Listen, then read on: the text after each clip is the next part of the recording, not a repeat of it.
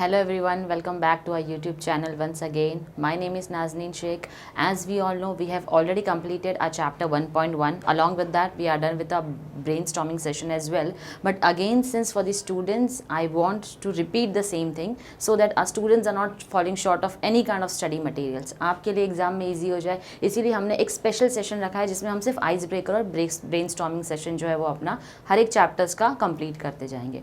So let us start with our chapter 1.1, that is an astrologist day.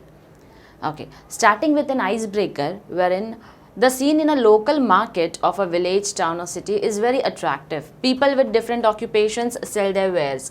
Discuss with your partner the variety of activities at the local market. Now what exactly this question is trying to tell you all is कि हम local market का एक scene बताना है आपको. अब वहाँ पर काफ़ी सारे occupations होते हैं, trades होते हैं जो वहाँ पर आते हैं अपना सामान बेचने के लिए. तो आपको एक local market के scene को लिख कर बताना है कि वहाँ पर क्या क्या variety of activities जो है वो हो सकती है. तो यहाँ पर आंसर है आपके लिए, जहाँ पर selling flowers, selling grocery, selling garments and cloth, selling imitation jewellery and accessories, selling snacks and fast food, selling utensils and kitchenware items. So if you want, you all can take a screenshot as well of this. तो ये है तुम्हारे question number 1 का answer कि एक local market scene में specifically क्या क्या आइटम्स ऐसे हैं, क्या क्या वेयर्स ऐसे हैं जो कि बिकते हैं. Moving ahead with the second question. The second question says, in a village, town or city, it is quite a common sight to see an astrologer sitting by the roadside with his professional equipment. अब ये बोल रहा है कि किसी भी गांव या शहर में जब आप मार्केट प्लेस पर जाते हो तो बहुत ही कॉमन चीज़ होती है कि कहीं ना कहीं आपको एक ज्योतिष विद्या वाला इंसान जो है बैठा हुआ मिल ही जाएगा जो अपना सारा सामग्री, अपना प्रोफेशनल इक्विपमेंट्स जो है वो लेकर बैठता है. Now what here you should be answering is discuss with your partner and list the requirements for his trade given directly. Okay, अब यहाँ पर आपको बताना है कि वैसी क्या क्या चीज़ें लेकर बैठ सकता है. कभी आपने किसी एस्ट्रोलॉजर को देखा होगा तो वो क्या सामान लेकर बैठता है, आपको वो उसके इक्विपमेंट्स के बारे में डिस्कशन करना है. सो what do they have to offer to the public? Parrot, of course, they have this. Cards, जो टैरेट कार्ड्स होते हैं आपके वो भी होते हैं. चार्ट्स होता है, हर्ब्स होता है, मिक्सचर्स होता है, सीक्रेट एशेज होते हैं बेसिकली. अलॉन्ग विद दैट, अब ये तो क्या क्या क्या सामान जो अवेलेबल है वो बता दिया उन्होंने. इसके साथ साथ टर्बन, हमेशा वो एक टर्बन जो है वो बांध कर रखते हैं. उनकी बियर्ड होती है, they always wear a dhoti, they do not come in the formals. Okay, ये उनके लिए जो है वो प्रॉपर फॉर्मल्स होते हैं. Ancient palm leaves and predictions, cloth with mystic science to spread his cards, एक कपड़ा होता है जिसके ऊपर वो अपनी ये सारे कार्ड्स जो होते हैं वो बिछा कर रखते हैं. बीड्स, कॉइन्स, शेल्स, पंचांग etcetera. Then we also have an option of cowrie shells and a board with planetary position. So basically जो cowrie shells हमने आपको लास्ट टाइम बताया था जिसको हम हिंदी में सीप कहते हैं, तो ये सारी चीज़ें भी उनके पास क्या होती है, अवेलेबल होती है, जो लेकर वो लोग बैठे रहते हैं. आपको आपके प्लानट की दिशा बताते रहेंगे कि कौन सा आपका प्लानट यानी कि मंगल भारी है या शनि भारी है. इन सारी चीज़ों के बारे में भी वो आपको डिटेल में इंफॉर्मेशन देते हैं. तो बेसिकली ये सारी चीज़ें हैं जो कि अवेलेबल होती है एक पूरे प्रोफेशनल एस्ट्रोलॉजर के पास में, जो कि आपको आसानी से देखने मिल जाएगी. Let us move ahead with your next question. There are certain unreasonable beliefs among people living in our society. Certain common events are linked with superstitions. List such events, discuss the superstitions linked with them and the means of their eradication. अब यहाँ बात आती है superstition की, जिसको हम अंधश्रद्धा भी कहते हैं. तो सुपरस्टिशन लोगों के अंदर बहुत ज़्यादा देखने मिलता है. तो हमें ऐसी सारी चीज़ों की लिस्ट बनानी है जिसे लोग बहुत ज़्यादा सुपरस्टिशंस मांगते हैं, जिसके ऊपर अंधश्रद्धा रखते हैं कि हाँ वाकई में ये सारी चीज़ें जो है वो होती है. Let us go at one by one कि क्या क्या चीज़ें हो सकती है. A cat crossing your path, something bad will happen. Yes, ये हम सबसे पहले सोचते हैं कि अगर बिल्ली ने रास्ता काट लिया, और स्पेसिफिकली हम बिल्ली के लिए भी हम लोग काफ़ी ज़्यादा स्पेसिफिक है सुपरस्टिशियस में. काली बिल्ली ने रास्ता काट लिया तो डेफिनेटली हमारे लिए कोई ना कोई प्रॉब्लम आने वाली है. तो हमको तब तक वहाँ से गुजरना नहीं है जब तक वहाँ से कोई गाड़ी वाला नहीं गुजर जाता, या फिर कोई और पेडेस्ट्रियन जो वॉक करके जाते हैं उनको हम पेडेस्ट्रियन बोलते हैं, जब तक कोई और वहाँ से नहीं गुजर जाता. तो अगर किसी और का गुजर जाना होता है तो हमें लगता है हमारी मुसीबत जो है वो टल गई है, विच इज़ कम्प्लीटली रॉन्ग. अगर हम एक मुसीबत से बचना चाहते हैं तो हमको किसी और के लिए भी वो उम्मीद नहीं रखनी चाहिए. Next that we have is walking under a ladder. Something unfortunate will happen. सीढ़ी के नीचे से गुजर जाना, कहीं ना कहीं हमको लगता है कि आज कुछ ना कुछ हमारे साथ बुरा होने वाला है. Wearing black clothes for an auspicious function will bring bad luck to the host. देखा जाए तो काले कपड़े बहुत अच्छे होते हैं, सबको पसंद आते हैं, सूट करते हैं. If you do not have black you should go back for shopping. लेकिन क्या होता है, लोगों की अंधश्रद्धा क्या कहती है, अगर आपने किसी बहुत अच्छे फंक्शन में, जैसे किसी की शादी के फंक्शन में, किसी के बर्थडे के फंक्शन में अगर आप ब्लैक कपड़े पहनकर आते हो तो माना जाता है कि कोई बहुत ही बड़ी नहुसियत वाली बात हो जाती है लोगों के लिए कि अरे इसने काले कपड़े पहन लिया, आज हमारे फंक्शन में कोई बुरी नज़र ना लग जाए। कल उठ के जिनकी शादी में आप काले कपड़े पहन कर गए हो, ऐसा लगता है कि आपके काले कपड़े पहनने की वजह से उनकी शादी ना बिगड़ जाए आगे आगे फ्यूचर में। हालांकि इस बात का साइंटिफिकली कोई लॉजिक नहीं है, बट ये सिर्फ लोगों का एक सुपरस्टिशन है। Next that we have is spilling salt. अगर नमक गिर जाए तो नमक के गिरने से भी हमको क्या लगता है, कहीं ना कहीं उस इंसान के लिए अनलकी होता है। अब पूरे दिन भर में आप यही सोचते रहोगे आज कुछ ना कुछ अनलकी होगा मेरे साथ, अनलकी होगा मेरे साथ क्योंकि मुझसे नमक गिर गया है, पर अल्टीमेटली उसका कोई लेना देना नहीं होता है आपके पूरे दिन भर की एक्टिविटी से। A crow cawing constantly outside your window you will be having guest. ये सबसे बड़ी चीज़ है जो हमें देखने मिलती है हमारे घरों में भी, कि हमारे घर के बाहर अगर कौवे की आवाज़ आ रही है तो हमें लगता है आज ज़रूर कोई ना कोई मेहमान जो है वो हमारे घर पर आ जाने वाला है। हालांकि कौवे को कैसे पता चलेगा आपके घर पे कोई मेहमान आ रहा है, और वो आपको ये चीज़ कन्वे कैसे कर रहा है और आप उसकी लैंग्वेज कैसे समझ रहे हो, इसका हमारा कोई लेना देना नहीं है, बट अल्टीमेटली ये एक सुपरस्टिशन है जो हम लोग मानकर चलते हैं। तो these are the number of superstitions जो सबसे ज़्यादा बिलीव किए जाते हैं हमारी सोसाइटी में। Okay, now means of eradication भी बोला गया है कि इन सारी चीज़ों को हम कैसे ख़त्म कर सकते हैं, लोगों के अंदर जो सुपरस्टिशन है, अंधश्रद्धा है, इसको हम कैसे ख़त्म कर सकते हैं पूरी तरीके से। The only means of eradication is through education, यानी कि इन चीज़ों को अगर हमको निकालना है सोसाइटी से तो उसके लिए हमको बहुत ज़रूरी है लोगों को एजुकेट करना, एजुकेशन देना। Scientific attitude must be developed in society, religious heads must council and guide their followers. अब साइंटिफिक एटीट्यूड डेवलप होना बहुत ज़रूरी है यहाँ पर, जिसका मतलब ये है कि साइंटिफिकली चीज़ों के अंदर लॉजिक होना बहुत ज़्यादा ज़रूरी है। अगर लोगों में साइंटिफिक नॉलेज नहीं है, लॉजिक नहीं है, अल्टीमेटली वो ऐसी अंधश्रद्धा के ऊपर क्या करेंगे, भरोसा करने ही वाले हैं। रिलीजियस हेड्स होते हैं जो आपके, उनको भी कहीं ना कहीं ये सारी इन्फॉर्मेशन जो आपकी रिलीजियस बुक होती है उसके अंदर पता होना चाहिए ऐसी चीज़ें है या मेंशन नहीं है। Then we have the elders in families must also get rid of old beliefs which have no meaning today। जो आपके फैमिली में जो आपके बड़े हैं, बुजुर्ग हैं, फोरफादर्स हैं, उनको भी कहीं ना कहीं ये सारी चीज़ें सोचनी चाहिए कि अब इस सोच से हमको बाहर आना है। आज के टाइम पे इनका कोई लॉजिकल एप्लीकेशन कहीं पर भी नहीं होता है। तो ये एक तरीका है मीन्स ऑफ इरेडिकेशन, यानी कि ये जो सुपरस्टिशंस है, अगर हमको ये सारे सुपरस्टिशंस को हटाने हैं, इन अंधश्रद्धा को मिटाना है, तो basically education is one of the way to teach people. ये हो जाता है हमारा ice breaker session. Now we will start with a brainstorming session. Some given below are some descriptions. Discuss them with your partner and find out one word for each of them. An example is given for you. जैसे कि हमको example दिया हुआ है, the scientific study of the universe and the objects in it including stars, planets, नेबुले and galaxies. तो इसको बोला जाता है एस्ट्रोनॉमी, यानी कि जो प्लैनेट्स की स्टडी होती है, गैलेक्सीज की, सॉरी यूनिवर्स की जो स्टडी होती है, यूनिवर्स में जो ऑब्जेक्ट्स अवेलेबल है उनकी स्टडी होती है, तो उनको एस्ट्रोनॉमी बोला जाता है। अब सेकेंड क्वेश्चन आपका पूछता है the study of the movements of planets, sun, moon. अब प्लैनेट्स की जो स्टडी होती है, याद रखना ये हमारी जो स्टडी है that is your universe study. यहाँ पर जो बोल रहा है वो बोल रहा है प्लैनेट की study, planet, sun, moon, stars and the believe that these movements can have influence on people life. जो हम सोचते हैं ना कि प्लैनेट्स की दिशा अगर आपकी राशि में चेंज हो गई है या सन की पोजीशन चेंज हो रही है, किसी प्लैनेट की पोजीशन चेंज हो रही है, तो इससे हमारी लाइफ में कोई ना कोई फ़र्क पड़ने वाला है, तो उसको हम बोलते हैं एस्ट्रोलॉजी, उसको हम बोलते हैं astrology. Next we have a prediction of what will happen in the future. जो एस्ट्रोलॉजर का काम हमको पता होता है उनको बेसिकली प्रोफेसी बोला जाता है, जो फ्यूचर के बारे में क्या होने वाला है आपका प्रेडिक्शन करते हैं। Scientific discipline that studies mental states and processes and behaviour in humans and other animals. यानी कि यहाँ पर बात कर रहे हैं उस चीज़ की साइंटिफिक स्टडी, किसकी साइंटिफिक स्टडी की बात हो रही है यहाँ पर, आपके ह्यूमन की, उनके बिहेवियर्स की, उनके मेंटल प्रोसेसेस की, तो उसको जो बोला जाता है वो होता है आपका psychology. Moving ahead with the second question. In the story, we are told that the town hall park was a remarkable place in many ways for an astrologer to build his business. List the exceptional qualities of the place from the extract. The exceptional qualities of the people were okay. अब जो town hall park था जहाँ पर वो astrologer के बारे में हमने पढ़ा था कि बहुत एक ऐसा मार्केट प्लेस है जहाँ पर बहुत सारे लोग आते हैं, अपना बिजनेस चलाते हैं, वहीं पर एस्ट्रोलॉजर भी बैठा करता था। अब हमको क्या करना है, उस जगह की एक्सेप्शनल क्वालिटीज़ बतानी है, कुछ ऐसी खास बातें बतानी है जो उस जगह को बहुत ज़्यादा दूसरी जगहों से अलग करती थी। तो देखिए चलते हैं क्या क्या क्वालिटीज़ अवेलेबल हैं। लैक ऑफ म्यूनिसिपल लाइटिंग, जैसे कि हमने पढ़ा था म्यूनिसिपल लाइटिंग नहीं थी, जो भी लाइटिंग उस एरिया में थी, उस टाउन हॉल पार्क में थी, वो किसके थ्रू थी, only through the shops which were having those lights. Flare from the ground nut heap nearby, जैसे हमको पता है कि फ्लेयर भी रखा हुआ था वहाँ पर, जो ग्राउंड नट बेच रहा था उसके पास था फ्लेयर जो उसने रखा था। Hissing gas lights with some naked flares and some lit by old cycle lamps, जैसे हमने पढ़ा था कि बहुत सारे शॉप्स है जिनकी अपनी खुद की लैम्प्स या लाइटिंग हुआ करती थी, वही उस जगह की एक्सेप्शनल क्वालिटी हुआ करती थी। Then we have bewildering criss cross of light rays and moving shadows, यानी कि क्रिस क्रॉस लाइट्स, जो नेचुरल लाइट्स आ रही थी उस लाइट के थ्रू भी क्या बोला जा रहा था कि उस जगह की वो खास बात होते जा रही थी। The astrologer never opened his mouth till the other had spoken for at least 10 minutes. Discuss the reasons behind it. अब वो जो एस्ट्रोलॉजर था वो कभी भी 10 मिनट जो है वो लोगों को दिया करता था बात करने के लिए, और खुद बैठकर सिर्फ सुनता रहता था। तो वो ये लोगों को जो 10 मिनट बोलने का मौका देता था वो क्यों देता था, वो हमको जानना है क्या क्या रीज़न है।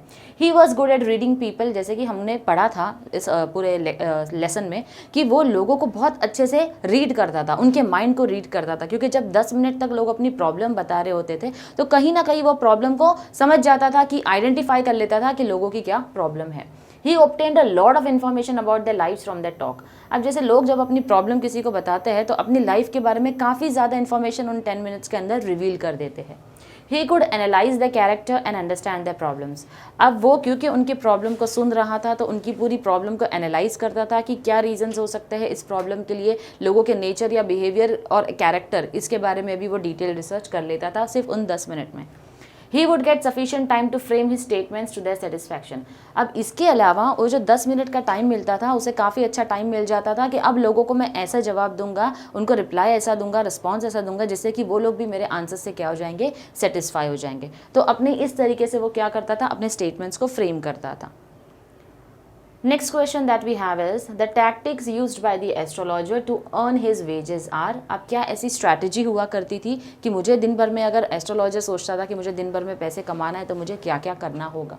पहला है एनालिसिस ऑफ ह्यूमन ट्रबल्स, जैसे कि वो लोगों की परेशानियों के ऊपर काफ़ी ज़्यादा रिसर्च करता था, क्या क्या परेशानी हो सकती थी, कॉमन प्रॉब्लम्स लोगों को लाइफ में क्या होती है, मनी हो गया तुम्हारा, मैरिज हो गया, फैमिली प्रॉब्लम्स हो गया, तो ये कॉमन प्रॉब्लम्स होते हैं जो लोगों की लाइफ में होते हैं, तो वो ह्यूमन ट्रबल्स के ऊपर रिसर्च करता था। Perception of the woes of his customers, अब लोग क्या सोचते हैं अपने प्रॉब्लम के बारे में, किस तरीके से सोचते हैं और लोगों को कौन सा रिस्पॉन्स ज़्यादा पसंद आएगा, इस चीज़ के बारे में भी उसने सोच रखा था। Making suitable statements that flattered the customer, लोगों को कैसा जवाब पसंद आने वाला है, अकॉर्डिंगली वो उनके आंसर्स फ्रेम करता था। Asking ambiguous general questions and giving solutions which could be common to anybody, यानी ऐसे जनरल सजेशंस दे देना जो कॉमन होते थे हर किसी के लिए, लेकिन सबको लगता था कि ये मुझे यूनिक जवाब मिला है, उसी बात को अलग अलग तरीके से घुमाकर वो लोगों के पास पहुंचाता था। तो that was the answer that he was giving. कभी कभी एम्बिगुअस क्वेश्चन पूछता था, अनरिलेटेड क्वेश्चन पूछता था जानबूझकर, ताकि लोगों को क्या लगे कि हाँ मुझे ऐसा सवाल पूछा गया है, तो वो लोगों को बहुत ज़्यादा लगता था कि ये मुझ पर कुछ ज़्यादा ही फोकस कर रहा है, मेरे प्रॉब्लम में ज़्यादा इंटरेस्टेड है मुझे सोल्यूशन देने में, तो इससे कस्टमर काफ़ी ज़्यादा फ्लैटर्ड हो जाते थे उसके आंसर्स के साथ में। Next question that we have is an astrologer's appearance helps to create an impression on his clients, complete the following.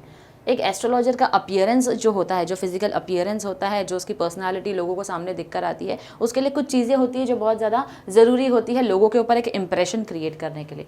Astrologer के इस चैप्टर में क्या ऐसी बातें थी एस्ट्रोलॉजर के अपीयरेंस में जो लोगों को काफ़ी ज़्यादा इंप्रेस कर पाती थी। The turban on his head, जैसे कि हमने पढ़ा था कि उस इफेक्ट को क्राउन करने के लिए उसने क्या किया था, अपने सर पे एक टर्बन ले लिया था। Next we have is the sacred ash and vermilion on his forehead, sacred ash जो उसने लगा लिया था, वर्मिलियन यानी कि सिंदूर जो होता है, उससे उसने अपने सर पे क्या किया था, प्रॉपर एक लुक लेने के लिए उसने इन सारी चीज़ों का यूज़ किया था। Dark whiskers covering the face, बड़ी बड़ी उसकी मूछें थी जिससे कि उसने अपने फेस को कवर कर रखा था ताकि वो लुक आ जाए कि वो एस्ट्रोलॉजर दिखता है। और sparkle in his eye accompanied by an abnormal gleam, यानी उसकी आंखों में एक ऐसी रोशनी, एक ऐसी चमक लेकर आता था वो लोगों को रिझाने के लिए, ताकि लोग और ज़्यादा उसकी तरफ अट्रैक्ट हो जाए और ये समझे कि हाँ वाकई में ये एक बहुत बड़ा एस्ट्रोलॉजर है। तो ये उसके अपीयरेंस थे जो लोगों के ऊपर काफ़ी अच्छे इंप्रेशन क्रिएट करते थे। Next question that we have is you have to select any one out of the given 4 options. So one question, 4 options. Let us go through the question. The astrologer says that if Nayak does not leave his village again, he would astrologer ने नायक को suggestion दिया था, अगर तुम ये गांव छोड़कर यहाँ से नहीं जाते हो तो क्या हो सकता है। He would return the money, वो पैसे वापस कर देगा, नहीं। Not face danger, yes that was the answer. क्यों? क्योंकि उसने उसको कहा था अगर तुम अपने गांव की तरफ बढ़ जाते हो, यहाँ लौट कर नहीं आते हो, तो तुम और 100 साल शायद जी सकते हो, तो तुम किसी तरीके का प्रॉब्लम फेस नहीं करोगे। So not face any danger was the correct answer. According to the narrator, the astrologer's success in his profession is primarily due to, अब नरेटर जिसने ये स्टोरी हमको बताई है, उनके हिसाब से ये जो एस्ट्रोलॉजर इतना सक्सेसफुल हो जाता था लोगों को झूठ बोलने में और उनसे पैसे लेने में, तो इतनी सक्सेसफुल उसको इतनी सक्सेस क्यों मिलती थी, क्या रीज़न था। एक है लक, नॉट नेसेसरी कि लक काम करे, लक का कहीं पर जिक्र नहीं था वहाँ पर। दी बार्गेन्स ही ड्राइव्स, जिस तरीके से वो लोगों के साथ बार्गेनिंग करता था, नहीं। हिज अपीयरेंस, उसके अपीयरेंस का एक इंप्रेशन लोगों के ऊपर था, लेकिन that was not the only reason. Okay. His understanding of people, yes, लोगों के लिए जो उसकी समझ थी, जो वो 10 मिनट का टाइम दे देता था, जहाँ पर हमने यहाँ टैक्टिक्स में अगर आप देखें तो यहाँ पर हमने पढ़ा था एनालिसिस ऑफ ह्यूमन ट्रबल्स, तो ये एक सबसे बड़ा क्या था, ये एक सबसे बड़ा रीज़न था। किस चीज़ के लिए रीज़न था? कि लोगों को वो अच्छे से समझ पाता था। तो his understanding of people was very good. Next that we have is the story suggests that astrologers' comments and observations pleased people, यानी एस्ट्रोलॉजर जो भी कमेंट देता था लोगों को बहुत ज़्यादा प्लीज करता था, फ्लैटर करता था। क्या रीज़न था? Promising them success and good Fortune, क्योंकि वो लोगों को गुड फॉर्चून के लिए, जैसे कि गुड लक के लिए उनको बोलता था कि ये करो तो ऐसा होगा ही होगा, नहीं, that was not the reason. Proving as time passes to have been true, flattering them और supporting their own views, this is the answer, क्योंकि वो लोगों को सबसे ज़्यादा क्या किया करता था, फ्लैटर किया करता था, ऐसे सजेशंस और कमेंट्स देता था जिससे कि लोग बहुत ज़्यादा इंप्रेस हो जाए। तो that is the correct answer. Guru Nayak consults the astrologer because he wants to, Guru Nayak जो है वो एस्ट्रोलॉजर के पास क्यों आता है, ऐसी क्या रीज़न थी। अंडरस्टैंड दी पास्ट, उसको अपने पास्ट के बारे में जानना था, बिल्कुल नहीं, वो अपने पास्ट के बारे में सब कुछ जानता था। Find out who the astrologer is, उसको एस्ट्रोलॉजर के बारे में जानना था, अगेन इस चीज़ का कहीं पर भी जिक्र नहीं किया हुआ है। Make some money through a bet, उसको एक चैलेंज लगा के, एक बेट लगा के उसको पैसे जीतने थे, ऐसा भी नहीं था। Get the answer to a specific question, अब हमने उस चैप्टर में पढ़ा था कि वो गुरु नायक जो है वो एस्ट्रोलॉजर को क्या बोलता है, मैं तुम्हें पैसे दे दूंगा अगर तुम एस्ट्रोलॉजर है तो मेरे क्वेश्चन का जवाब देकर दिखाओ। तो उसको किसी क्वेश्चन का जवाब चाहिए था, तभी उसने क्या किया था, गुरु नायक ने एस्ट्रोलॉजर से बेट लगाई हुई थी। तो get the answer to a specific question is the correct answer. Moving ahead to the next question, Guru Nayak is looking for the man who tried to kill him. अच्छा, गुरु नायक उस आदमी को क्यों ढूंढ रहा था जिसने उसको मारने की कोशिश की थी। To take revenge, yes that is the option, to take revenge, उसने उसको बदला लेना था जिसने मुझे मारने की कोशिश की थी। टू गेट एन एपोलॉजी, कहीं पर मेंशन नहीं है कि उसने उसको माफ़ी चाहिए थी। डिमांड एन एक्सप्लेनेशन, उसको एक्सप्लेनेशन की भी कोई ज़रूरत नहीं थी कि तुमने मुझे क्यों मारने की कोशिश की। To prove that the man was unsuccessful, उसको साबित करना था ये कि तुम मुझे मार कर गए फिर भी मैं जिंदा बचाऊँ, ऐसी कोई बात नहीं थी, क्योंकि उसने साफ साफ कहा था अगर वो इंसान होता मेरे सामने जिंदा होता या अगर वो मर गया है तो वो ऐसी ही मौत मरनी चाहिए जैसे वो डिजर्व करता था। तो ultimately he always wanted to take a revenge from the other person. The astrologer's remarks make Guru Nayak feel all of the following except, अब एस्ट्रोलॉजर का जो रिमार्क था गुरु नायक के ऊपर, तो सबसे ज़्यादा क्या उसको फील होता था, रिलीफ फील होता था, नहीं। सस्पिशियस फील होता था, यस, एस्ट्रोलॉजर जो था वो काफ़ी ज़्यादा सस्पिशियस फील करता था, किसको लेकर, गुरु नायक को लेकर। तो suspicious is the correct answer. Reactions of the astrologer's wife to his news suggest that, अब जब हमने स्टोरी पढ़ी थी तो उसके अंदर था एस्ट्रोलॉजर की वाइफ ने एक रिएक्शन दिया था कि तुमने किसी को मारने की कोशिश की। जब हम ये किसी को सवाल पूछ रहे हैं, ultimately we know very well कि वो उसके पास्ट के बारे में नहीं जानती है। Let us go through the options. Was unaware of this past, correct answer. He has been worried about his safety, no, कहीं पर इस चीज़ का जिक्र नहीं है। Has known him since he was young, उसको तब से जानती थी जब से वो बहुत मतलब वो जवान था, नहीं। Is concern about her future with him, उसको अपने फ्यूचर को लेकर काफ़ी ज़्यादा डर था। तो इस चीज़ को कहीं पर भी मेंशन नहीं किया गया, क्योंकि उसने सवाल पूछा था कि तुमने किसी को मारने की कोशिश की है। Ultimately that was an answer that she was unaware of the past of the astrologer. Okay, next we have read the following sentences and find out the true and false statements, correct the false statements. Now please pay attention, क्योंकि यहाँ पर true और false में सिर्फ आपको true और false answer देकर नहीं रुक जाना है। अगर आपको फॉल्स स्टेटमेंट लगता है you have to give the correct answer as well. First one, the astrologer gave a correct prediction to the client about his past that he was stabbed, thrown into a well and left for dead. अब ये जो question है ये क्या बोल रहा है आपको कि एस्ट्रोलॉजर जो है उसने एक सही प्रेडिक्शन दिया था अपने क्लाइंट को, क्या कि आपको पास्ट में किसी ने मारा है, आपको कुएं में फेंक दिया है और मरने के लिए छोड़ दिया गया था। तो उसका आंसर क्या है? ट्रू, बिकॉज ऑलरेडी ये हमारे स्टोरी में मेंशन है।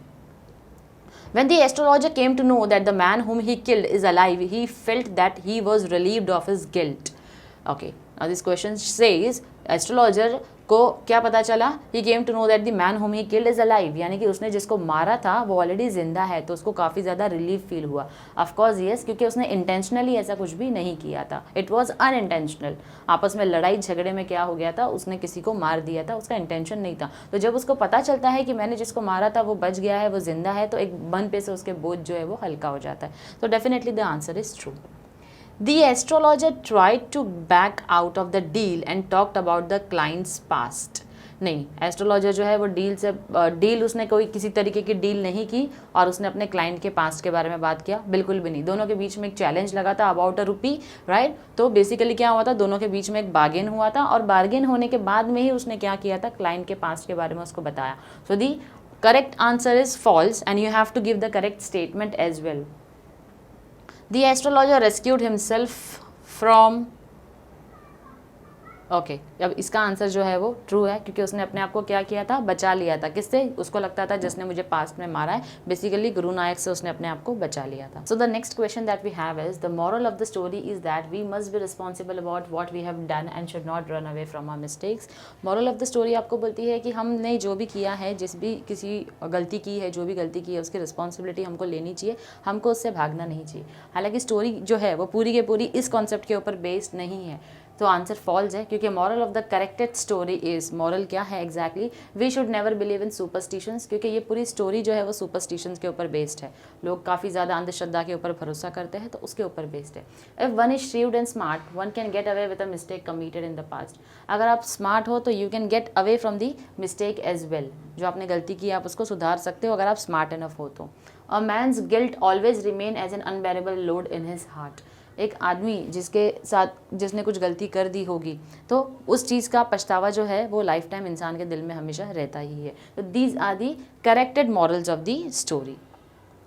Next question that we have is the astrologer changed his appearance and persona when he arrives in the city give specific reasons for this। अब जब एस्ट्रोलॉजर जब वो सिटी में आ जाता है तो उसने अपना पर्सोना, अपनी एंटायर पर्सनालिटी जो है, अपीयरेंस जो है उसको चेंज कर दिया था। तो उसके लिए रीज़न क्या था? तो यहाँ पर रीज़न दिया है that he had killed a man after a quarrel, he was afraid that he would be arrested and jail for his crime. Hence, to avoid detection, he changed his appearance and his persona when he arrived in the city. So basically here the astrologer has changed his appearance and persona as well. Why? For the simplest reason, क्योंकि उसका किसी के साथ झगड़ा हो जाता है और उस झगड़े में उसने उसको मारा था। उसे लगता है कि वो मर चुका है, अब पुलिस मुझे आकर पकड़ लेगी और कहीं ना कहीं मुझे जेल हो जाएगी। तो उस सज़ा से बचने के लिए वो वहाँ से भागकर शहर में आ जाता है, और शहर में ताकि लोग उसको ना पहचाने इसलिए वो क्या करता है, अपने पूरे अपीयरेंस को चेंज कर देता है। तो that is the correct answer. Okay, now I would like to bring to your notice that this question, the darkness lord that was inside the astrologer has disappeared. Through this sentence explain the significance of the title and astrologer's day. अब इस sentence के through हमको बताना है कि एक astrologer का day कैसा गया है। इस क्वेश्चन का answer and the second question that we have is the astrologer feels relieved that Guru is not dead as it relieves a great burden from him. यानी कि उसने जिसको मार दिया था उस चीज़ का जो बोझ था उसके ऊपर, क्वेश्चन दोनों सेम है, आपको उसका रीजन देना है। तो एग्जाम में एक साथ दो क्वेश्चन आए ज़रूरी नहीं है, एक क्वेश्चन भी अगर आता है दोनों के आंसर्स जो है वो आपके सिमिलर होंगे। Late us go through the answer. The astrologer thought that he had killed a man after a quarrel, hence he had run away from his village. यानी कि उसे लगा था उसने किसी को मार दिया है, वो गांव से भाग चुका था, और ताकि लोग उसे ना पहचाने उसने अपना अपीयरेंस जो है वो कम्प्लीटली चेंज कर दिया था, और शहर में आके वो क्या हो गया था, एस्ट्रोलॉजर बन गया था। However, he still felt guilty for what he had done. लेकिन उसे इस बात का पछतावा था कि उसने जो भी किया था वो बहुत गलत था। When he came to know that the man he thought had killed was actually alive, the dark lord inside him disappeared. यानी जब उसको पता चला कि जिसको उसने मारा था वो मरा नहीं है, वो ऑलरेडी जिंदा है, तो उसके मन से वो जो बोझ है किसी को मारने का वो क्या हो गया, उतर गया था। And it made his day, और इसने उस चीज़ का वो जो चीज़ है जब उसको पता चली, सच पता चला, तो उसने उसका दिन बना दिया पूरी तरीके से। He felt relieved and happy, यानी उससे बहुत ज़्यादा खुशी हुई कि उसने जिसको मारा था उसका खून नहीं हुआ है, वो मरा नहीं है। This is the significance of the title an astrologer's day, यानी ये वो बात है जो बता रही है एन एस्ट्रोलॉजर डे, जो स्टोरी का टाइटल रखा गया है इसीलिए रखा गया क्योंकि उसका वो दिन जो है जिसमें उसको पता चला कि पास्ट में की हुई मिस्टेक जिसके लिए वो गिल्टी फील करता था, तो उसके लिए क्या हो गया, वो अब गिल्टी फील नहीं करेगा बिकॉज वो खुश है ये जानकर कि जिसको कोशिश की थी मारने की वो नहीं मरा है। It also stands for the particular day on which a great load is lifted from the mind of the astrologer. अब astrologers day बोला गया था क्योंकि उस दिन उसके मन का बोझ हल्का हो गया, इसीलिए an astrologers day एक टाइटल बनाया गया है।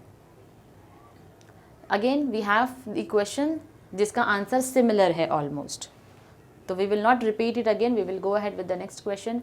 The astrologer gets the sympathy, criticism of the reader in the end. Express your opinion with the support of the main story. अब यहाँ पर वो क्या बोल रहा है कि जो एस्ट्रोलॉजर है उसको सिंपैथी मिली है या क्रिटिसिज्म मिला है, आप अपना ओपिनियन दीजिए कि आपका ओपिनियन उस एस्ट्रोलॉजर को लेकर क्या है, जो भी उसने किया था उससे रिलेटेड।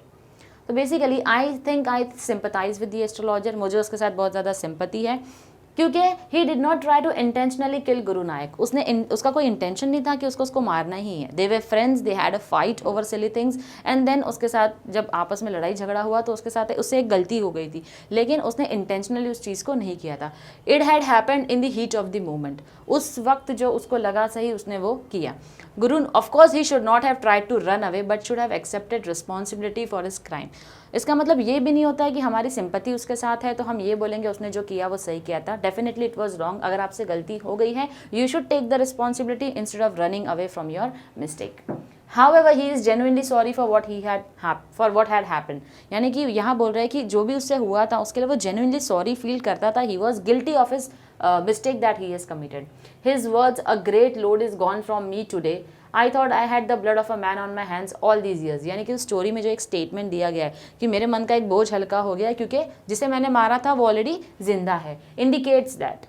यानी कि ये जो सेंटेंस है ये बताता है कि वो बहुत सॉरी फील करता था अपने मिस्टेक के लिए. Hence I sympathize with him and I'm happy that he can now live in peace. और इसीलिए मुझे उससे बहुत ज़्यादा सिंपैथी है और मुझे अभी लगता है कि वो अपनी लाइफ बहुत अच्छे से गुजार सकता है. In the story, the astrologer has great listening power. Listening helps in developing good relations with people. Express your opinion. अब एस्ट्रोलॉजर जैसे लोगों को 10 मिनट देता था उनकी बातें सुनने के लिए, तो यहाँ पर बोल रहा है listening has a huge impact. जब आपकी लिसनिंग स्किल्स जो होती है वो काफ़ी सारी इन्फॉर्मेशन आपको देती है, तो आपको उसके बारे में डिस्कस करना है, अपना ओपिनियन देना है. Yes, listening helps in developing good relations with people. When we listen, we indicate our interest in the speaker, in his, her problems or joys. जब भी हम सुनते हैं तो सुनने से क्या होता है, जैसे इस वक्त आप मेरे लेक्चर को सुन रहे हो, कहीं ना कहीं अगर आप ध्यान देकर सुन रहे हो, you will understand the exact criteria. हर एक चीज़ आपको समझ में आ रही है यहाँ पर कि what exactly the story is based on, right? तो जब हम सुनते हैं हमको अपने आप काफ़ी सारी डिटेल इन्फॉर्मेशन जो है वो मिल जाती है. We show that we are ready to help him or her if necessary. जब भी हम किसी की बातों को सुनते हैं, अगर वो प्रॉब्लम शेयर करते हैं तो हमें ऐसा लगता है कि yes we are able to solve their problem. Of course not, we are not an astrologer definitely, लेकिन हमको कहीं ना कहीं लगता है as a human being if someone is in trouble we are able to help them. Why? Because when we listen to them we are listening to their problem. They might not see the solution but we might see the solution what they are going through. We share his or her ideas. We also realize how we can deal with people successfully by listening to their views. अब यहाँ पर ये बोल रहा है कि हम लोगों के साथ डील कर सकते हैं, लेकिन तभी कर सकते हैं जब हम केयरफुली उनकी बातों को सुने और उसके ऊपर ध्यान दें, तभी जाके हम अपना ओपिनियन और व्यू जो है उनके साथ शेयर कर सकते हैं. So that is what exactly your opinion has to be about this. You can have a difference of opinion as well. In the story, the astrologer Guru Nayak and astrologer's wife reveal their qualities through words and actions. Pick out from the box the words that describe them and write in the appropriate column. अब ये कुछ qualities है जो astrologer की भी है, गुरु नायक की भी है और एस्ट्रोलॉजर के वाइफ भी है, जो मिक्स करके सारी आपकी क्वालिटीज़ जो है मेंशन की गई है. अब आपको क्योंकि उनके वर्ड्स और एक्शंस आपको पता थे वो लोग किस तरीके के लोग थे, उसके हिसाब से आपको क्या करना है, उनकी क्वालिटीज़ जो है वो सेग्रीगेट करके बतानी है कि एस्ट्रोलॉजर की क्वालिटी कौन सी थी, उसमें से गुरु नायक की कौन सी थी और एस्ट्रोलॉजर के वाइफ की कौन सी क्वालिटी थी. तो वो हमने ऑलरेडी क्या किया यहाँ पर मैंशन कर दिया है. These way the astrologer's wife and Guru Nayak's quality.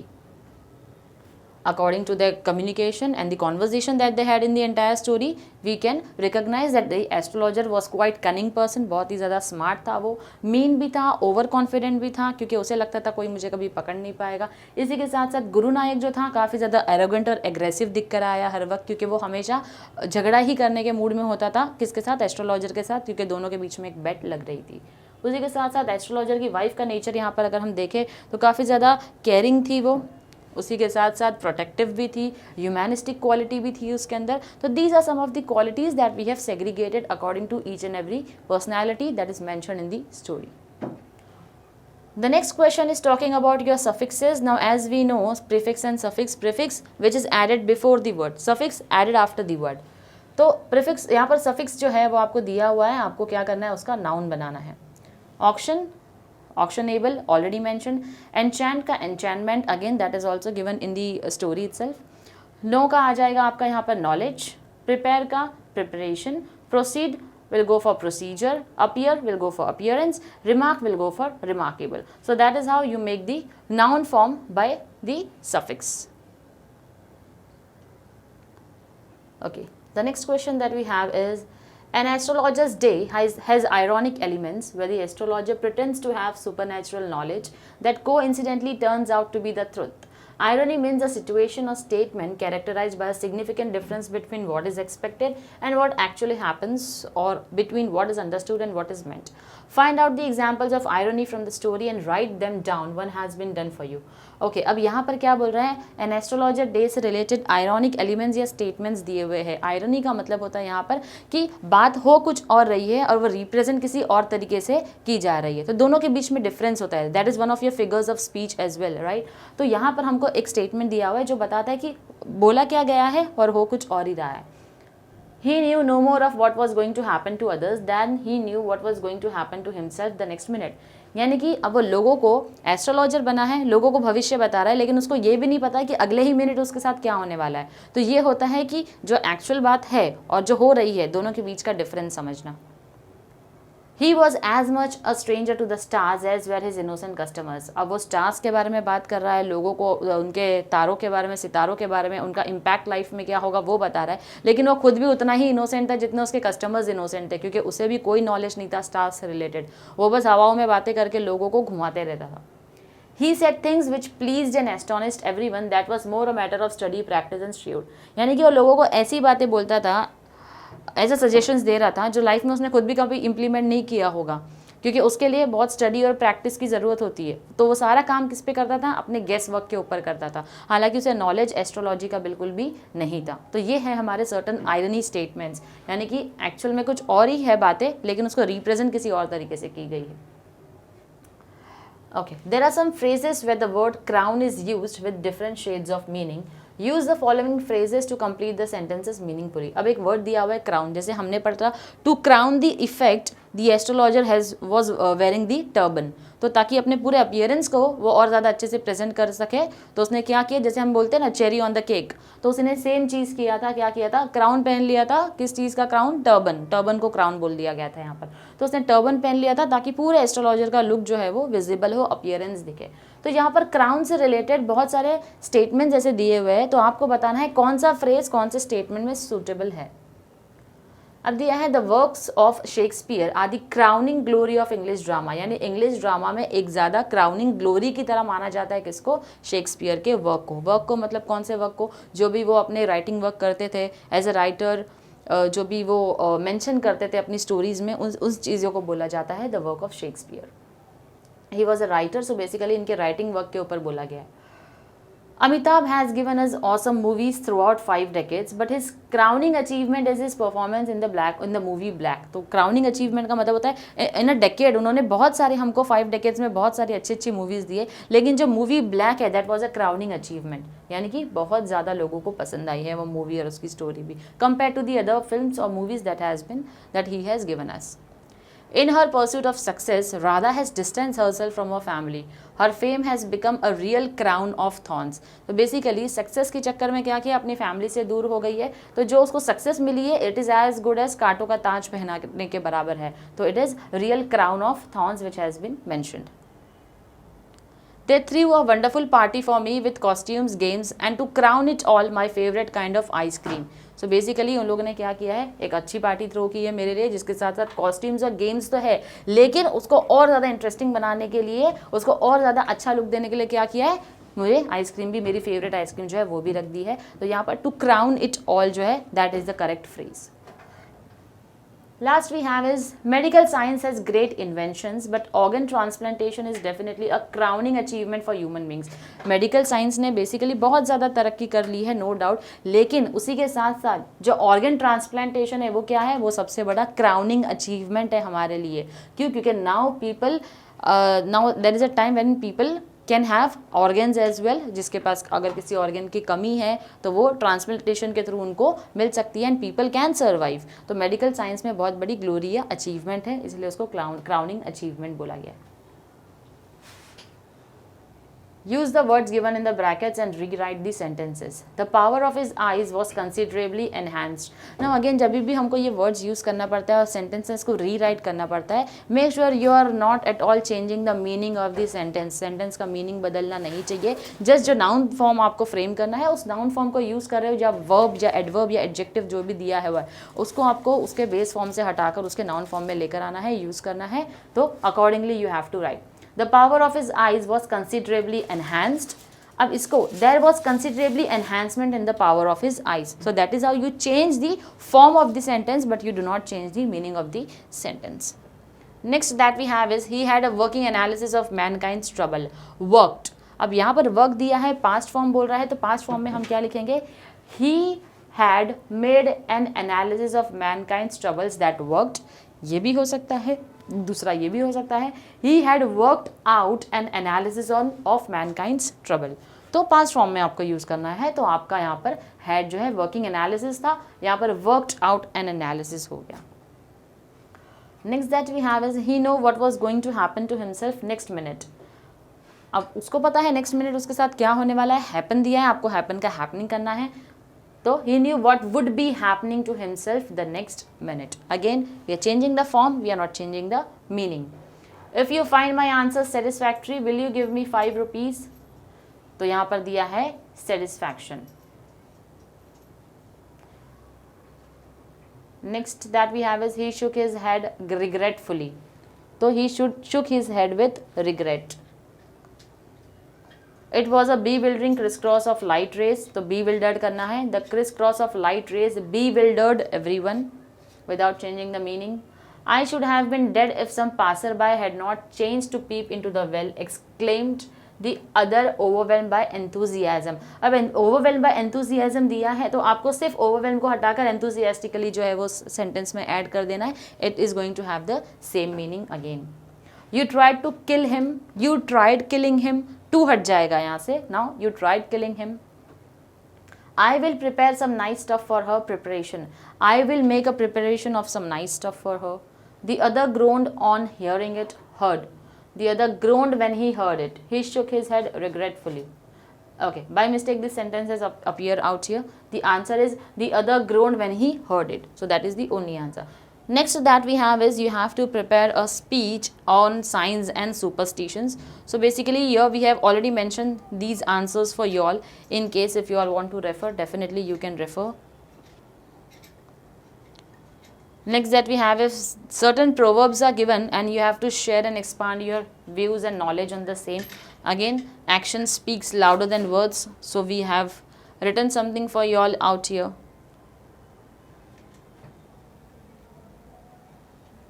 Speech is silver, silence is golden. So here certain points are mentioned. In case if you want to write an essay or if you want to write something about it, we have already mentioned certain points out here. So you can continue writing your essays.